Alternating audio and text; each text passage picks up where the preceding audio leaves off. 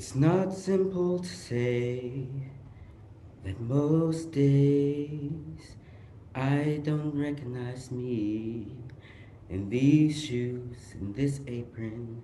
That place and its patrons have taken more than I gave them.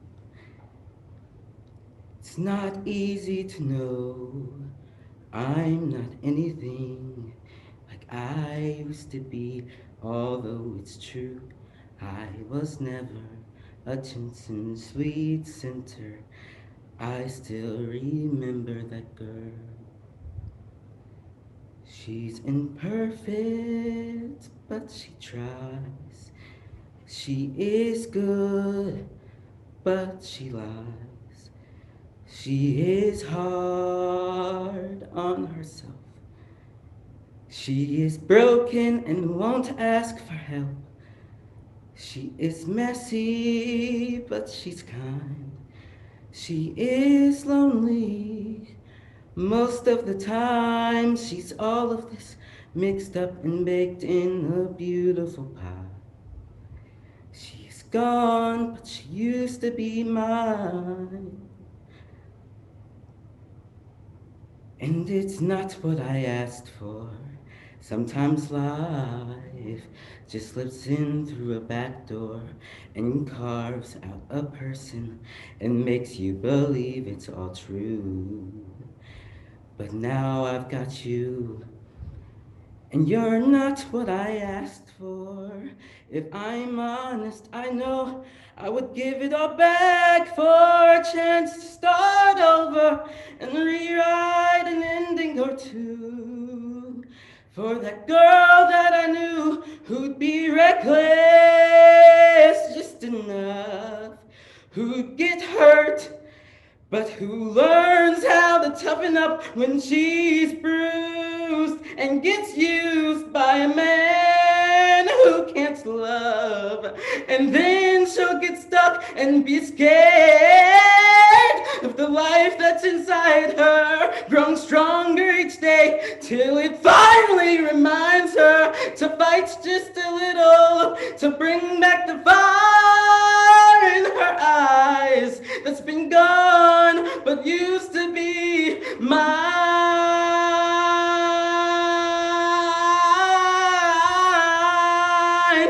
Used to be mine, oh mine. She's messy, but she's kind. She's lonely most of the time. She's all this mixed up and baked in a beautiful pie. She's gone, but she used to be mine.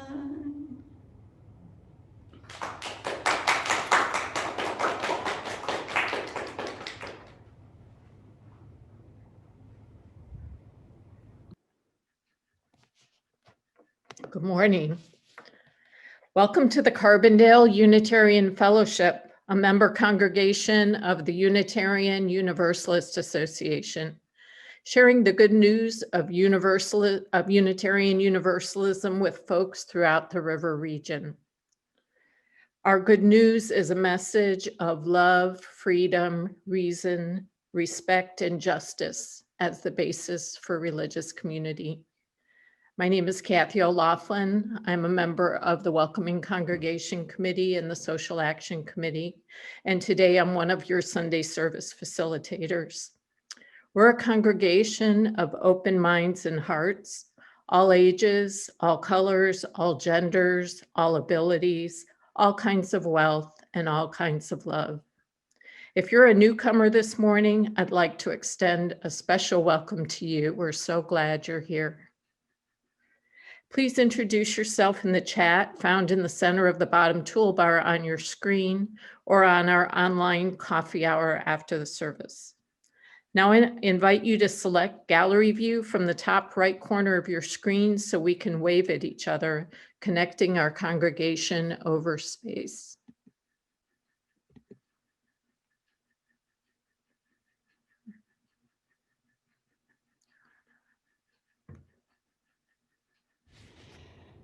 Good morning. It is good to be together. I'm going to keep my screen on gallery view so I can see all of your faces. It's so great to be with you all. Here in the foyer of the fellowship, we have all the participants of the service, and then here on Zoom, I can see people from all over. It's so great to see you all. It is good to be together always. Today especially. Today is Pride Sunday. It's a special service for many, many reasons. One reason is not only are we going to be lifting up pride and LGBTQ rights and issues today, especially looking back a little bit at Stonewall, we are going to take action. That's right. Now, instead of a coffee hour, we might have a little coffee minute after the service, depending on how long it goes, but we have planned that it's going to be short.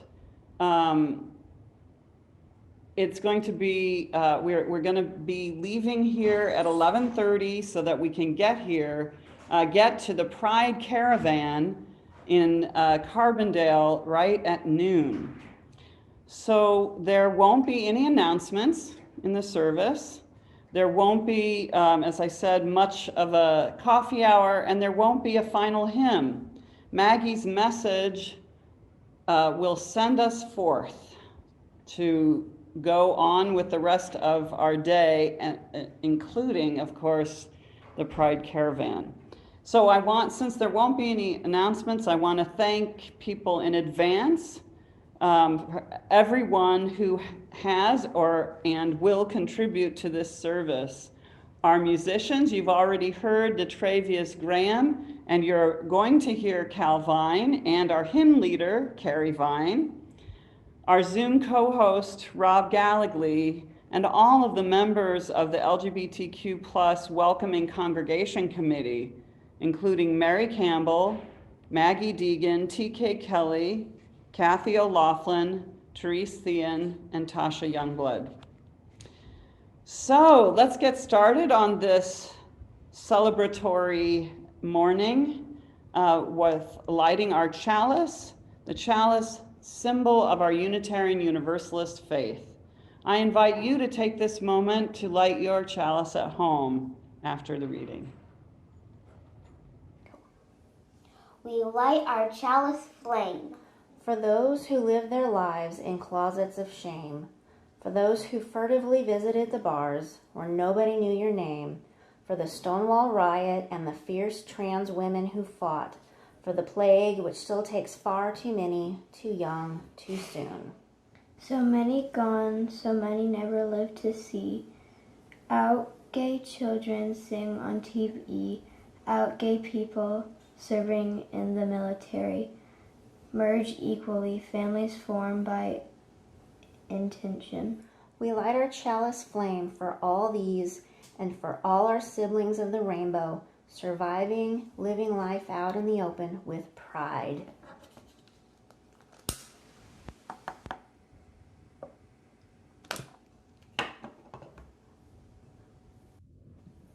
I know some people came in late during the chalice lighting, but now I think everyone has had the chance to light their chalice at home and catch every word of that really great chalice lighting. Brought to us by Tasha Youngblood, Kira Youngblood, and Naomi Youngblood. And now with intention, Mary puts a pebble in our bowl of water here, letting that intention ripple out beyond this space, out beyond our knowing. All are invited to do the same at home, to mark a joy, a sorrow, or anything that you're feeling during the service. And now I invite you to, oh my goodness, this is just one thing after another. I think it's time for a poem. A poem by Detravius Graham.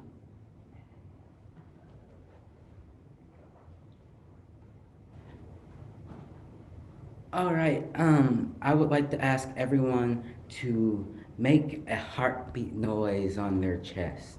Any sort of heartbeat noise at all. Today, I am happy. Today, I am joyful. I am prideful. I am a person of play. What does it mean to be a person of play? I keep asking myself that question, and I remember last year at this time, I was not prideful. I was not proud of who I am.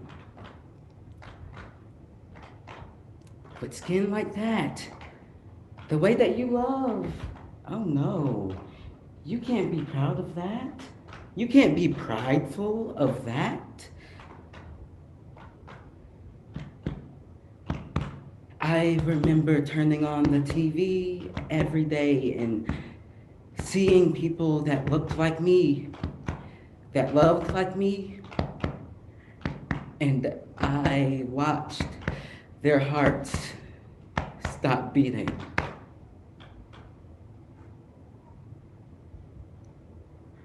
I saw them reach out for another breath of life, and before they could wrap their fingers around it, their hands fell short. I was too afraid to go check the mail. I was too afraid to sit on my porch with a glass of lemonade. How was I supposed to be proud of who I was, who I am?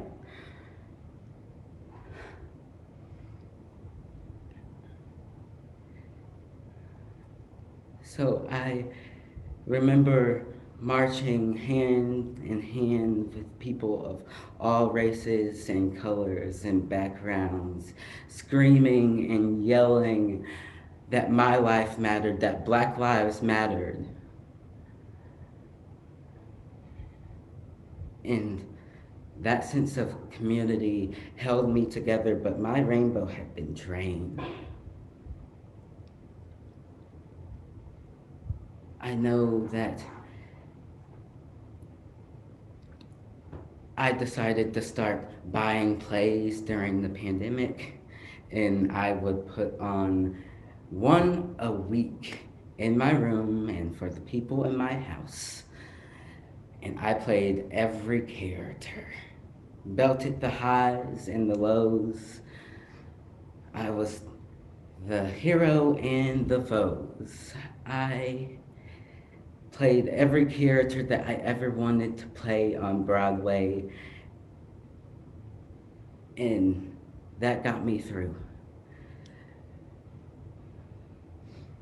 But even though the world is still not as safe as it was a year ago, my heart is filled with joy that we are allowed to be here together in this space, virtually, physically, spiritually.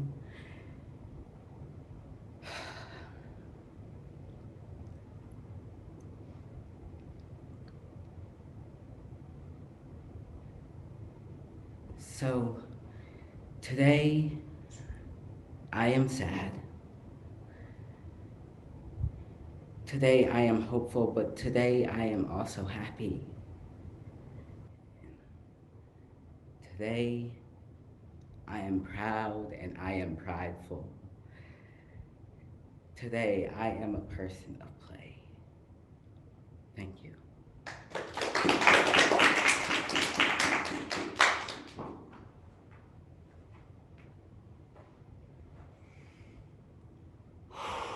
Wow, what a gift that we have been given. Let us now join with Carrie singing our hymn. We're going to sing it 4 times. And let's give this gift to Detravius, to Cal, to every person that we love and we reach out today, showing our pride in them. And I'm singing it once to lead you, and then we'll sing it 3 times together. How could anyone ever tell you you were anything less than beautiful? How could anyone ever tell you you were less than whole? How could anyone fail to notice that your loving is a miracle? How deeply you're connected to my soul. How could anyone ever tell you you were anything less than beautiful? How could anyone ever tell you you were less than whole? How could anyone fail to notice that your loving is a miracle? How deeply you're connected to my soul.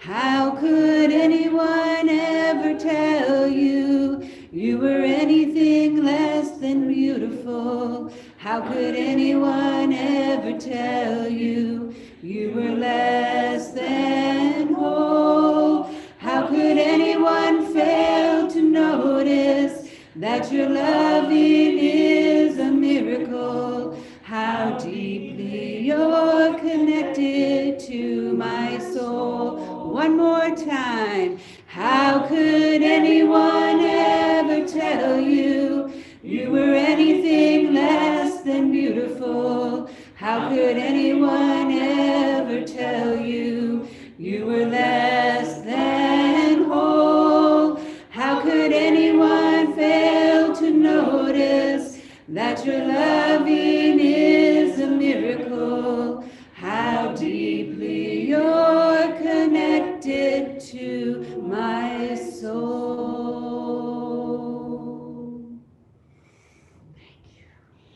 Thank you, Carrie. Thank you to everyone who lifted your voice in that hymn. Now is that time in our service that we lift our voices with pain and sorrow, as well as joy and gratitude. We share these milestones of our lives in fellowship. Some of us come to this moment, we know, with heavy hearts, and we open our hearts to you. I invite anyone who has a sorrow or a personal concern that they'd like to share aloud to unmute yourself, raise your hand. If your video screen is not on, just unmute yourself and start talking. Okay, Mary has a sorrow.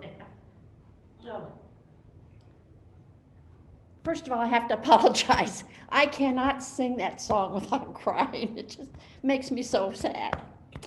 But I went to the program last night on conversion therapy, and we had somebody come at one of the Rainbow Galas and talk about conversion therapy. But I did not realize how insidious and how person robbing that therapy is. It's just awful, just awful. But the other thing that's so close to my heart right now is that my granddaughter in Massachusetts is a trans female, and she was attacked. Fortunately, they just basically shouted at her, threw things at her, then they started chasing her. They did hit her some, and so she was more emotionally devastated than anything else. And the positive thing was that the police were very, very supportive of her. She got lots of support. They treated her nice. They believed her. They were just really supportive. But it took, we don't even know how long it'll take her to recover from that, because it took her between 24 and 48 hours just to get the adrenaline out of her system. So I can't, you know, that has given me a real personal experience of what somebody who is attacked has to go through. And it was mild compared. I mean, at least she was not injured, you know, physically injured. She was spiritually injured, but not. So, but between that, the program last night, and Kiriana's experience, it's very scary for all the trans women that we know, keeping them in my heart.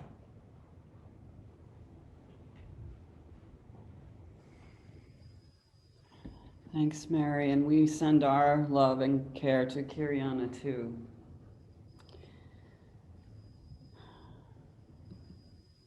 Oh, go ahead, Astrid. Hi, Astrid Norman here, and I am keeping all the young people losing pieces of their childhood in my heart right now. My son Harrison is 25. He came home from Edwardsville after stopping his job and losing his apartment, and a lot of change, to discover immediately that he lost his childhood friend in Lavender. And that was hard, unbelievably. And then his beloved cat, who was his companion through the pandemic and from childhood, his baby, proceeded to go downhill and died on Sunday a week ago today. And he's reeling a bit. He's recovering too, but watching pieces of a childhood go away so sadly, it's hard to watch a young one suffer. So they all are in my heart right now. Thank you. Yes, Astrid, our hearts go out to Harrison, and I do want to again lift up the name and the spirit of Lavender Kieran and bring her presence into this moment. I think it will take a long time, and maybe, no, it will,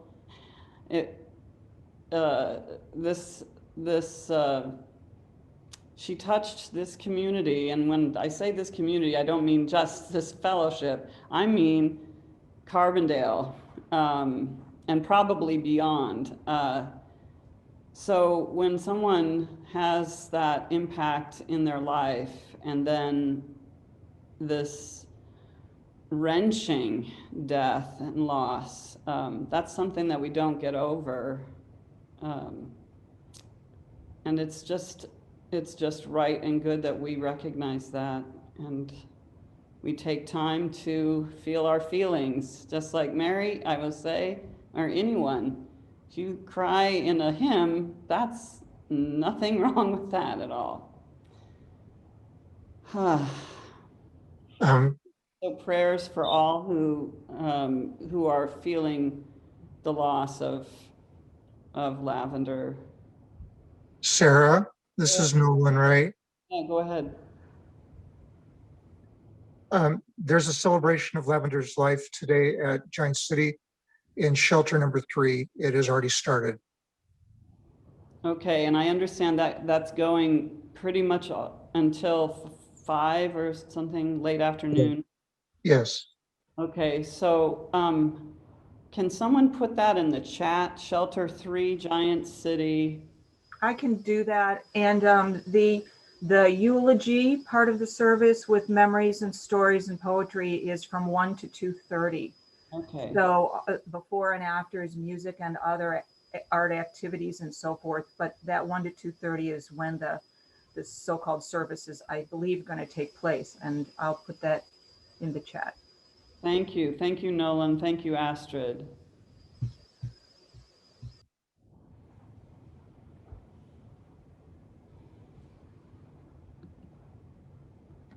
Do we have any other sorrows or personal concerns that people want to share? Go ahead, Candy.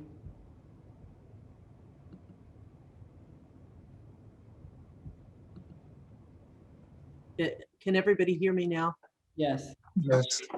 it's been a tumultuous morning. I think I've shared with you before that my daughter Nancy married in haste, and that she's stationed over in Bahrain and all. And it's been hard because her husband Todd, who's a very nice guy in his own right, but they're just way too different politically and attitudinally and everything else. But he's all excited about her return and was wanting us to come out and surprise her and all this and that. And it was a very happy thing. And then right as he left, Nancy got on and was chatting with me about how she's had it with this and that, and that she plans to get a divorce. And so we had to talk through that too. And I've been careful to be neutral and not interfere, to just listen basically. But it was very hard to go from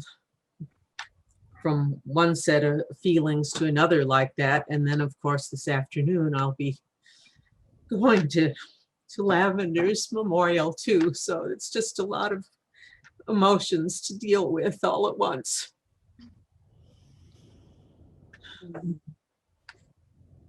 Andy, we hear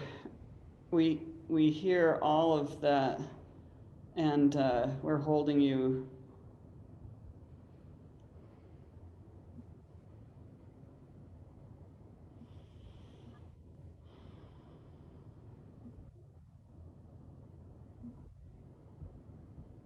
Nolan, I'm sorry, I'm not sure if were you finished, or did you want to share?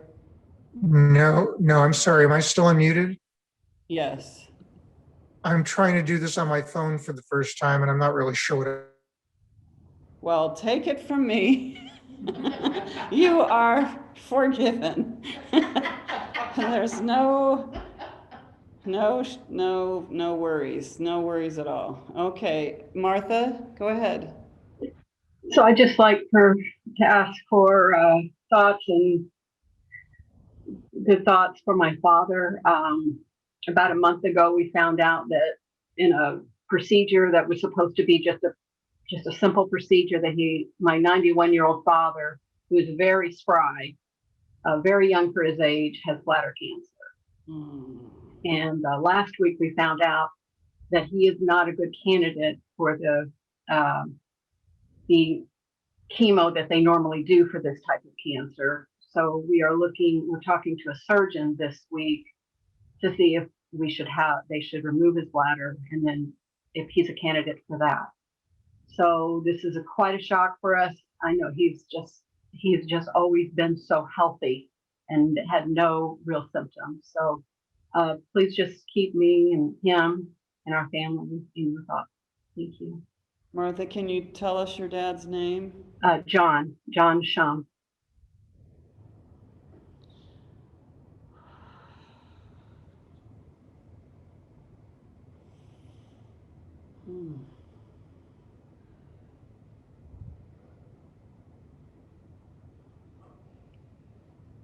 This is very hard.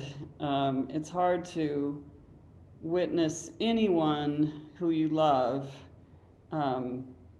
in pain, and I'm thinking about all of these sorrows that we've shared this morning. It's really about people who we love deeply, and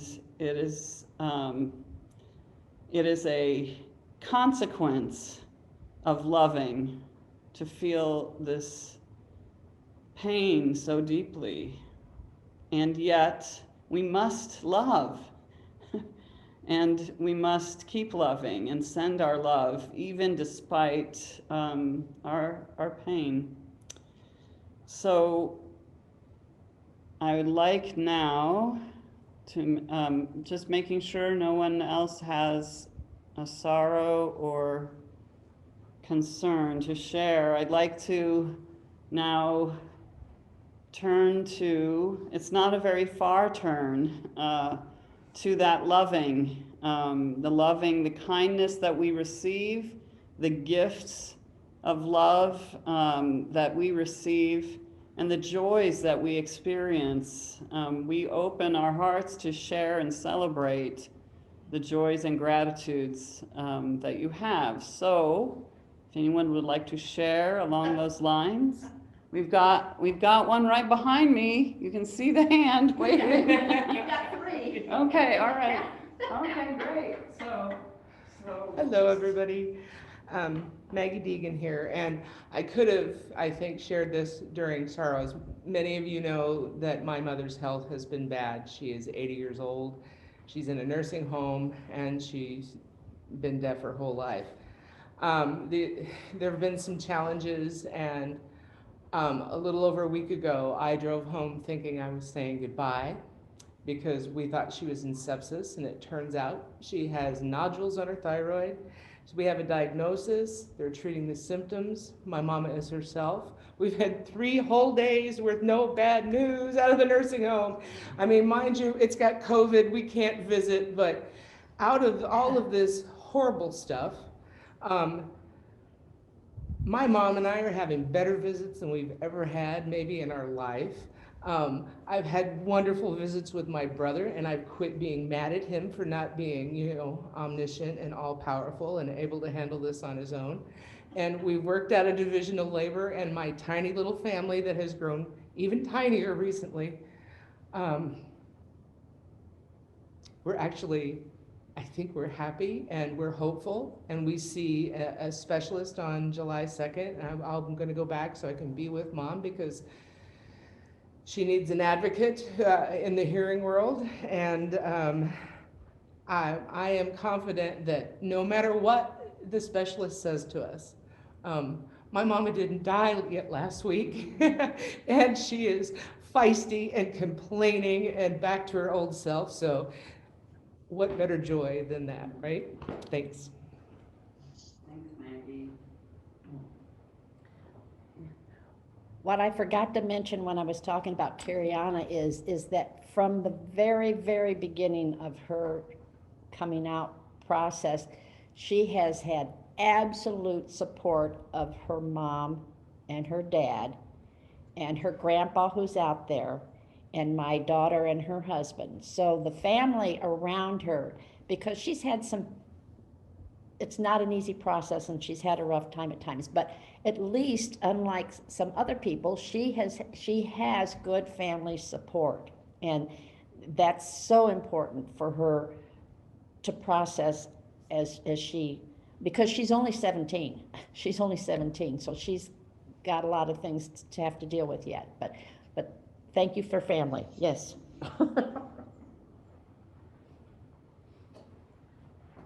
Hello, my name is Calvine, and my joy is that yesterday, the Knox crew, which is a Minecraft people, Minecraft YouTubers, Minecraft streamers, raised over $300,000 for the Trevor Project yesterday. Wow. So, oh yes. What the Trevor Project is. So the Trevor Project is a project for people who are LGBTQ, and so the Trevor Project is like the one really, really big LGBTQ support group. Yeah, pretty much. Yeah. Okay. All right. Do we have some? There, Toby, please go ahead. Good morning. This is both a joy and a slight concern. Some of you already know this, but my son bought a home in Vermont with 40 acres of land. And it also has a cabin on the property, which he thinks I should move to, but I'm not ready to do that. But anyway, my husband and I will be going to Vermont for the summer, and kind of exciting to live in a log cabin, for a small 500 square foot about log cabin for a couple of months. So I won't be back till the end of October, first part of November. And the sorrow that goes with it is I won't be here when we reopen the fellowship and see everybody. It's going to be a long time before I can see everybody in person, and that part makes me kind of sad. Thanks, Toby. But you can join us by Zoom if the log cabin has internet. Well, they don't have broadband there, and I think he's working on trying to get satellite right now. In fact, it's kind of way out in the boonies, but I'll try. I really want to. So. Phone then, yeah. No, well, yeah, even cell phones don't work there either. So it's going to be interesting. Okay, you can write us a letter. I will. I'll do my best. Okay, Janet, did you have something you want? Oh, no, you're muted. Okay, who? Yes, I do. I do have a joy. I'm sorry I'm muted because I had to cough and I didn't want to do that for everybody.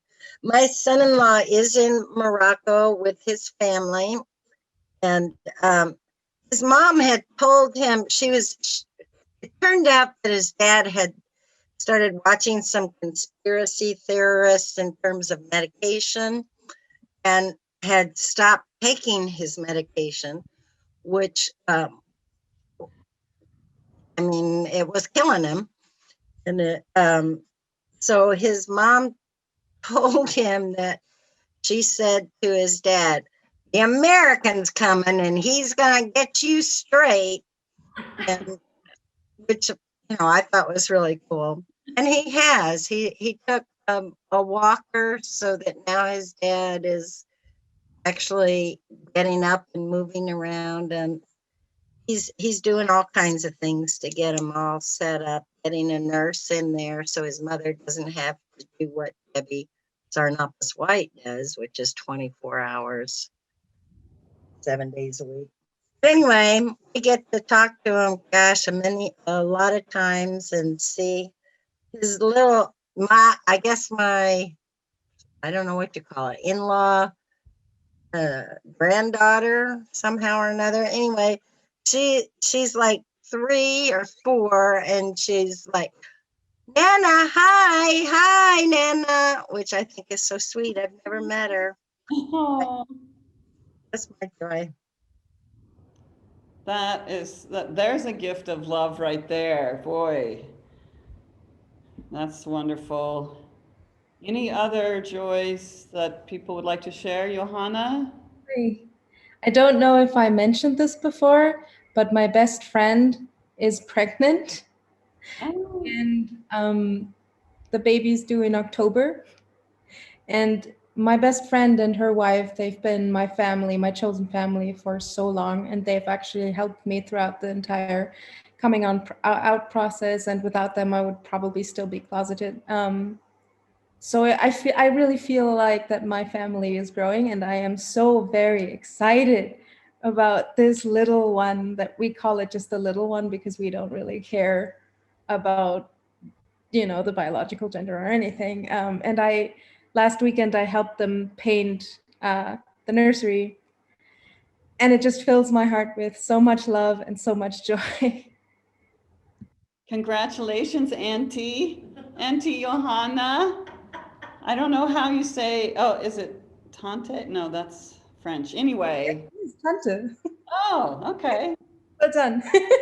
So yes, congratulations on your new title, and we can't wait to hear more about the new addition to the family. That is joyous indeed. Okay, anyone else? I mean, there's a gift, just hearing about a new baby. That makes me feel happy, and I don't even know these people. Okay, go ahead, Jan. There. Speaking of babies, my oldest nephew, Josh, and his wife, Elise, just had a baby 2 days ago. His name is James Daniel Goodman, and he is my brother's first grandchild, and he's the first grandchild of our generation, and the first time since 1979 that we've had 4 generations in our family. So that's really exciting. The last time was when my daughter Sarah was born in 1979, and later that year my grandmother died. So we're very excited about beautiful Jamie. That's what they will call him, Jamie. So you're a great aunt. Yes, I am. Well, no, I'm not a great. Would I be? Yeah. Yes. Yeah, I'm okay. Okay. Great aunt in title and in spirit. So congratulations to you and your family, and welcome, Jamie. All right. Anyone else? See if I see anything. Okay. Last call.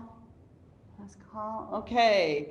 We are going to now, for all of these wonderful joys and all of these deep sorrows and losses, all that have been shared aloud today, and all that we're still holding silent in our hearts. We have lit candles, and now we will share a moment of silence.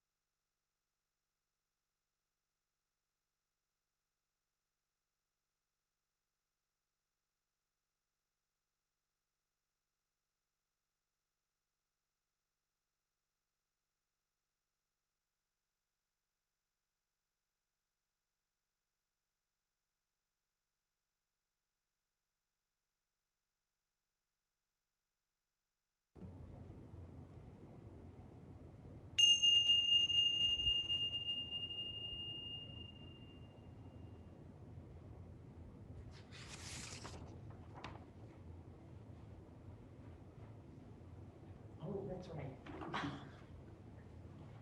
I have another job to do. Okay.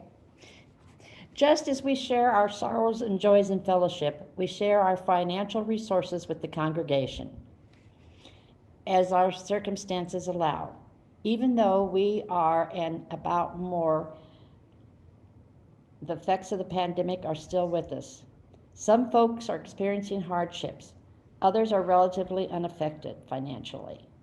We appreciate the generosity of spirit, time, effort, and money of everybody for the good works of the fellowship within the congregation and beyond. Your checks written to Cuff at 105 North Parish Lane, Carbondale, 62901 are much appreciated. Or you can donate online via PayPal. That link is in the chat. Get all the details in the email announcement of this service or the weekly bulletin. And our recipient this month for the Social Action Month of Sundays is the Rainbow Cafe. You can read more about that in the bulletin or today's order of service email. Thank you very much.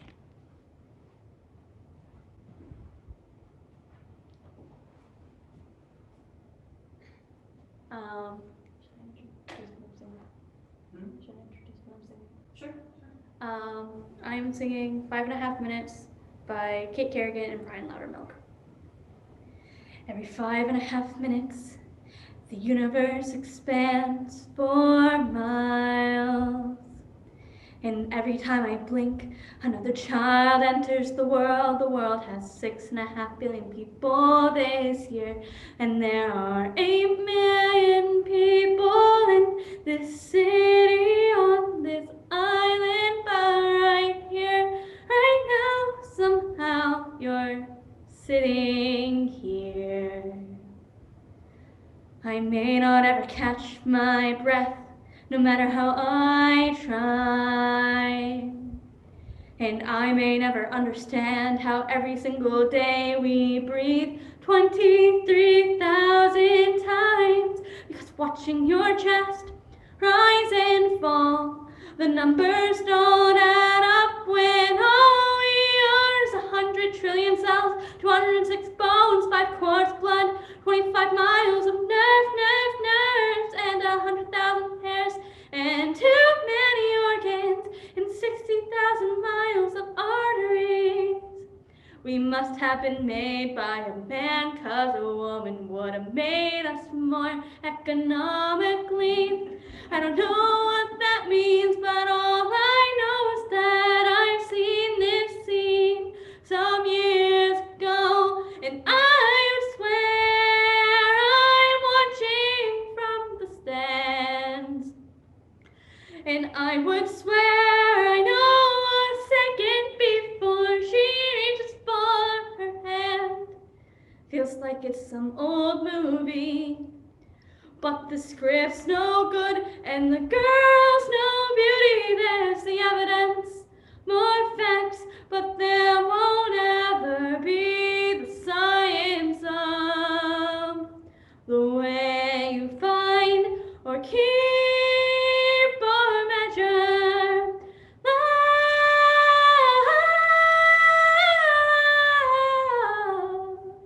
How do you find or keep or measure love?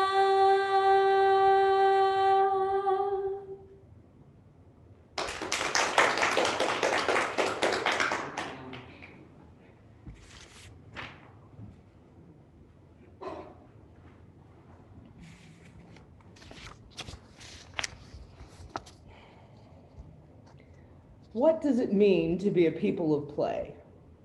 That is the worship theme for this month, which also happens to be Pride Month. For me, no theme could be more appropriate, because my people, queer people, know a thing or two about playing. But for a global pandemic, we would all be gathered this weekend to don our rainbow regalia, and you should see mine, and just have some fun, eating, drinking, and being merry. As human beings, we long to gather in fellowship now more than ever. Last year, we hoped that by the summer of 2021, we could all expect to get together to frolic and cavort with other rainbow-clad folk for a much-needed dose of fun.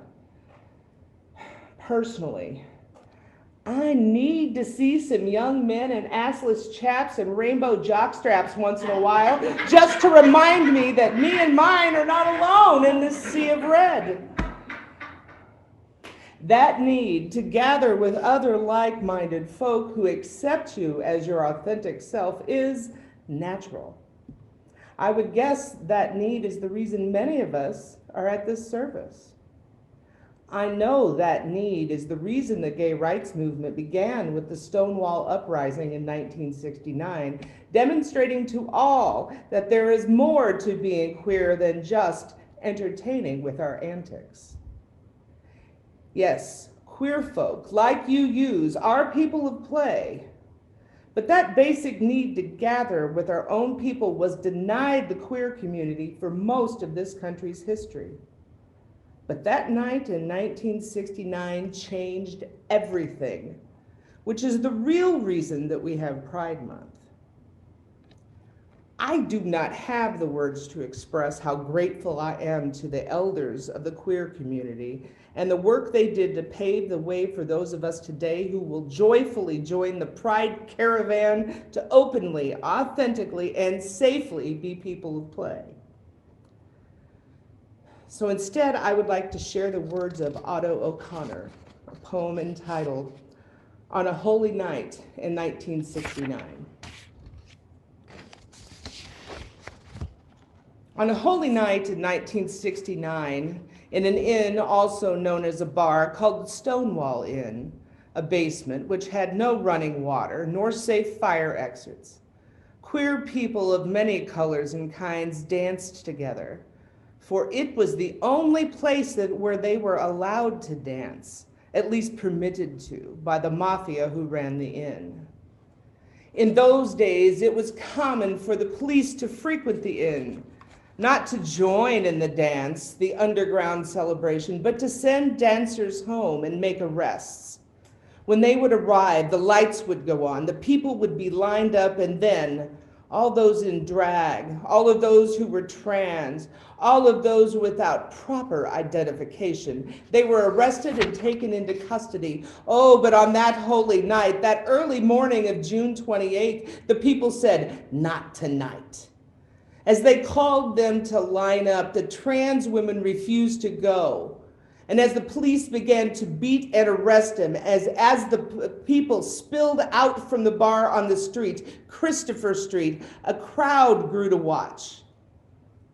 And then, as trans women, lesbians, and gay men were getting arrested, a yell came from the crowd, "Gay power!" And as a trans woman was shoved, she shoved back, and the crowd began throwing bottles at the wagon, and suddenly it erupted. For once, the people didn't line up. For once, the people said, "No more, we've had enough."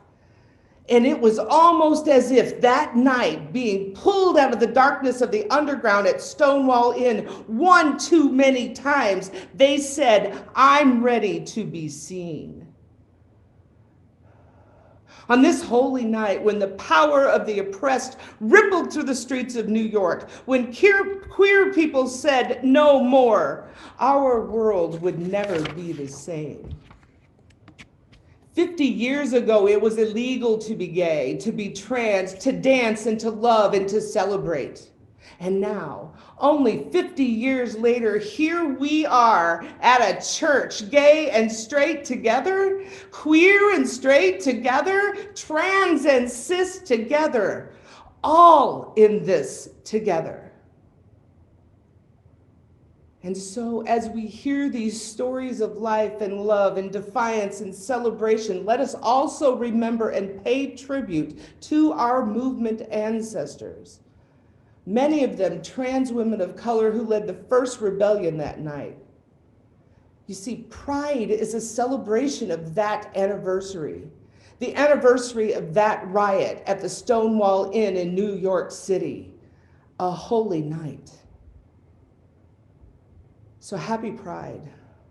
Welcome to the joyful celebration. Bring your whole selves, your gay, lesbian, bisexual, transgender, queer selves, your drag queen, butch and femme, cross-dressing, nail painting, tutu-wearing selves, your gender queer, gender fluid, agender, pansexual, quilt bag selves, and all the other identities that are and will be. And let's have a celebration, because joy is a rebellion too. And this church is queer, queer and fabulous. Amen. Amen. Let us begin.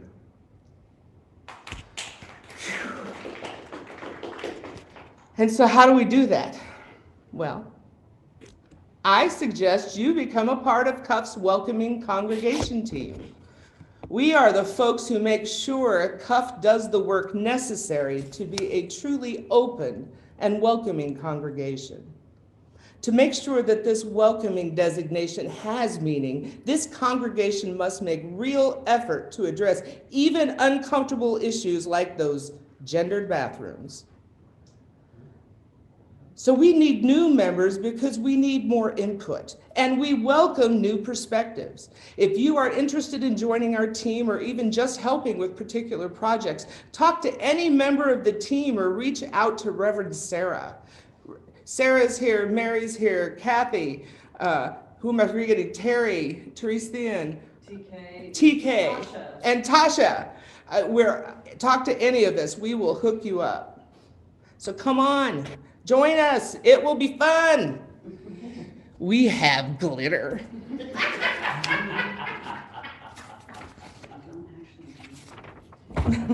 So well, actually we don't have glitter because it's not environmentally kind. But speaking of glitter or almost glitter, it is almost time to come out or log on to represent CUF at the Southern Illinois Pride Fest Pride Caravan. Jump in your car or get on over to the Varsity Center Facebook page to join Rainbow Cafe and the rest of the queer community for a festive parade looping around downtown Carbondale. It starts at noon across from the Gaia House, but you can join in or log in and watch anytime in the next couple of hours. And look out for Sarah, because we've got awesome pride decorations that you can, made by Tasha, and they are amazing. This was brilliant, Tasha. And we can help you decorate your car. So I hope that I will see you all there. We have a lot of work ahead of us, but for today, let us play. Blessed be.